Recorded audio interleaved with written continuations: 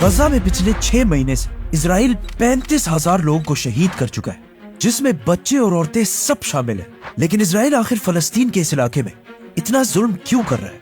असल में यहूदियों की होली किताब तौरात में लिखा है कि एक दिन याकूब अलैहिस्सलाम, जिन्हें इजराइल के नाम से भी जाना जाता है, जो आज सारे यहूदियों के एंसेस्टर समझे जाते हैं, वो एक दिन फलस्तीन के इलाके में सफर कर रहे थे। तो रास्ते में एक रात वो रेस्ट करने के लिए एक पत्थर पर सर रख कर सो गए, जहां उन्होंने एक ख्वाब देखा। और इस ख्वाब को यहूदियों की हिस्ट्री में बहुत इंपॉर्टेंट रोल हासिल है। उन्होंने ख्वाब देखा कि जिस पत्थर पर वो सर रख कर सो रहे हैं, वहां पर जमीन से आसमान की तरफ एक लैडर, सीढ़ियां है, जिस पर बहुत सारे फरिश्ते बहुत तेजी से ऊपर और नीचे जा रहे हैं। याकूब अलैहिस्सलाम नींद से उठे और कहा कि यही इलाका अल्लाह का असल घर है और इसी इलाके से खुदा की तरफ पहुंचा जा सकता है।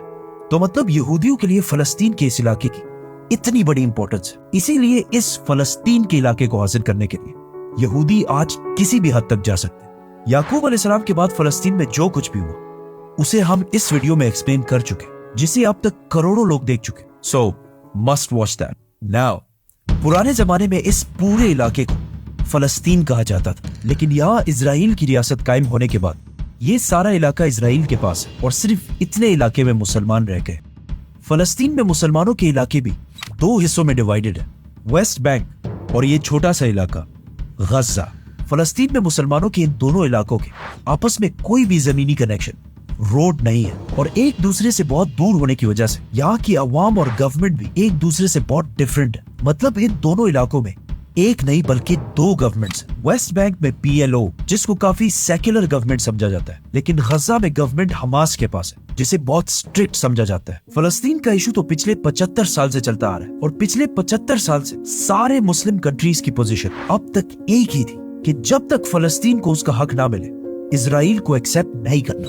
लेकिन आज से कुछ साल पहले US के नए प्रेसिडेंट डोनाल्ड ट्रंप की हुकूमत में अमेरिका ने आहिस्ता आहिस्ता इजराइल को मुस्लिम कंट्रीज से एक्सेप्ट कराने की कोशिश की, जिसे इब्राहिमिक एकॉर्ड्स का नाम दिया गया। इब्राहिमिक इसलिए क्योंकि मुसलमान और यहूदी दोनों इब्राहिम अलैहिस्सलाम को एक सच्चा पैगंबर मानते हैं। अमेरिका के प्रेशर डालने के बाद अरब ममालिक ने अपनी पब्लिक के खिलाफ जाकर इजराइल को एक्सेप्ट करना शुरू कर दिया। तो सबसे पहले UAE, बहरीन, मोरक्को, ओमान, इन सारे अरब कंट्रीज ने इजराइल को एक्सेप्ट कर लिया और जो भी मुस्लिम कंट्री इजराइल को एक्सेप्ट कर लेती, अमेरिकन गवर्नमेंट ने उन्हें स्पेशल एड भी दिया। मतलब सूडान के इजराइल को रिकॉग्नाइज करने के बाद अमेरिका ने उन्हें $1.2 बिलियन का लोन दिया और उन्हें टेररिज्म एक्सपोर्ट करने वाले कंट्रीज के लिस्ट से भी हटा दिया। और मोरक्को के इजराइल को एक्सेप्ट करने के बाद अमेरिका ने मोरक्को की डिस्प्यूटेड इलाकों को भी एक्सेप्ट कर लिया, जिसके बाद आहिस्ता आहिस्ता सारी Muslim countries, Pakistan, Indonesia, Bangladesh, सब पर प्रेशर डाला गया कि वो भी इजराइल को एक्सेप्ट करें। कहीं से एक लॉबी तो आई थी कि जी इजराइल को रिकॉग्नाइज करें। और ऐसा लग रहा था कि दुनिया का सबसे बड़ा अरब मुल्क सऊदी अरब भी इजराइल को एक्सेप्ट करने ही वाला है,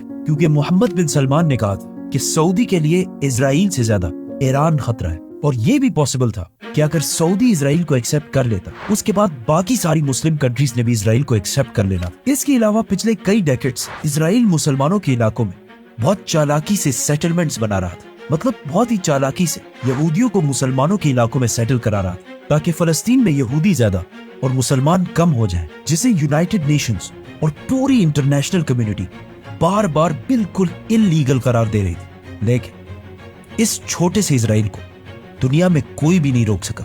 इन सारे चीजों की वजह से पूरी दुनिया में ये कहा जा रहा था कि अब फाइनली फलस्तीन का मसला हमेशा के लिए दफन हो जाएगा और इजराइल पिछले 75 साल की ये जंग जीत जाएगा। तो आखिर आज से 6 महीने पहले 7 अक्टूबर को गजा को कंट्रोल करने वाले हमास ने अचानक इजराइल पर हमला कर और उनके फाइटर्स इजराइल में दाखिल हुए और वहां उन्होंने 1130 लोगों को कत्ल किया और गजा से बाहर ऑलमोस्ट 24 किलोमीटर का इलाका कब्जा कर लिया, जो इजराइल के साइज के हिसाब से बहुत बड़ा इलाका है।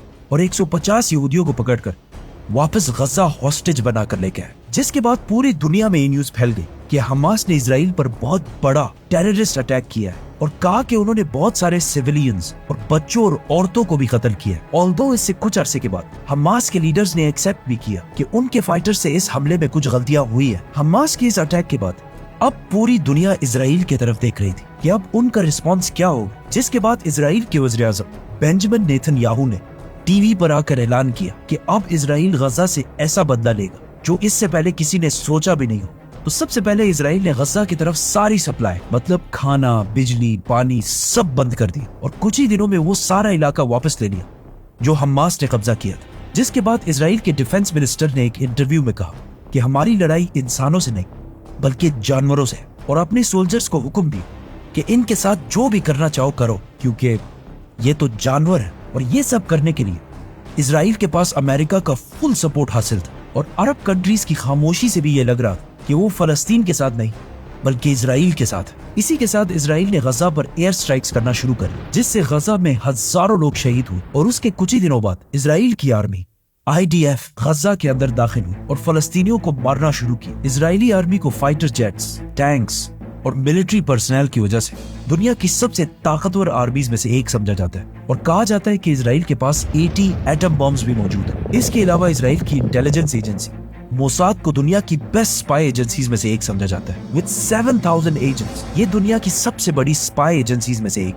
अब क्वेश्चन ये कि अगर इनकी इंटेलिजेंस एजेंसी मोसाद इतनी स्ट्रांग है तो इनको हमास के इतने बड़े हमले की प्लानिंग का कैसे पता नहीं चल सका। अब यहाँ पे कुछ लोगों का ख्याल है कि हो सकता है हमास इसराइल के साथ मिला हुआ है और ये सब एक बहुत बड़ी कंस्पिरेसी है क्योंकि हमास का क्या ख्याल कि अगर वो इसराइल पर इतना बड़ा हमला करेगा तो इसराइल का रिस्पॉन्स उसके बाद क्या होगा। जो भी हो, आखिर इसराइल की फौज गजा के अंदर दाखिल है। गजा में 3 मेन सिटीज, गजा सिटी, खान यूनिस और रफा।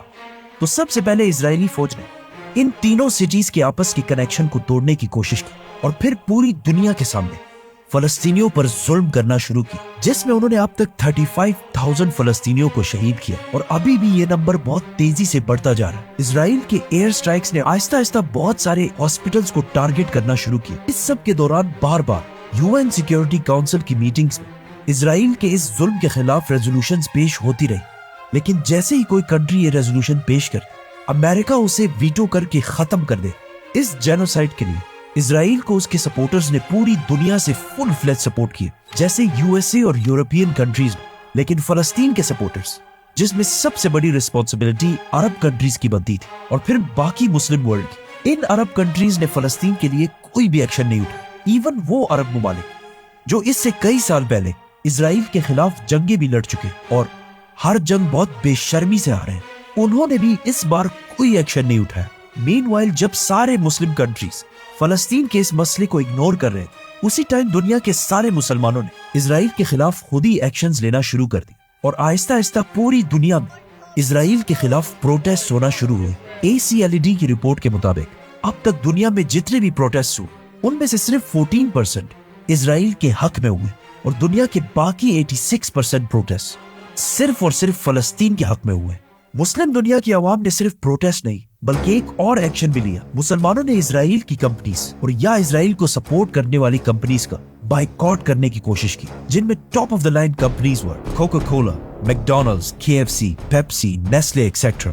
नाउ दुनिया में 57 मुस्लिम कंट्रीज और 2 बिलियन 200 करोड़ मुसलमान हैं। अगर इतने सारे लोग किसी कंपनी का बाइकॉट करें तो होना तो ये चाहिए कि वो कंपनी बिल्कुल खत्म हो जाए। इस बाइकॉट से पहले तो इन कंपनीज को थोड़ा नुकसान हो, मतलब इनके सेल्स मुस्लिम वर्ल्ड में काफी हद तक कम हुए और स्टॉक एक्सचेंज में भी इन कंपनीज के शेयर प्राइसेस थोड़े से नीचे जाने लगे। बट सिर्फ थोड़े से नीचे जाने के बाद आहिस्ता आहिस्ता कुछ ही अरसे में हर चीज दोबारा नॉर्मलाइज होने लगी और इस बाइकॉट से इतना कोई मेजर फर्क नहीं पड़ा। अब ऐसा क्यों हुआ?